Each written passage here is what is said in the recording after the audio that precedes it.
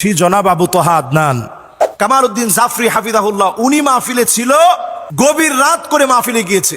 আমি নিজে মাহফিলে ছিলাম, 3 জায়গায় তার সাথে মাহফিল নিয়েছি, তাকে পাইনি। গভীর রাতে মাহফিলে গিয়েছে, কারণ পুরো টাকা না দিলে সে মাহফিলে যাবে না। অসংখ্য মাহফিলে এই জাতীয় ঘটনা ঘটে। টাকার জন্য যদি আমরা মাহফিল করতাম, আজকে 10 তলা বাড়ি থাকতো। আমার 100 কোনো জমি নাই পৃথিবীতে, এখন 100 না। আল্লাহর কসম করে বলতেছে, আমার দুইটা পরিবার ভাড়া থাকি আমরা। প্রত্যেক মাসে ভাড়ার টাকা গুনতে হয় আমাদেরকে। টাকা পয়সা দিয়ে মাহফিল কিনে নিয়েছে।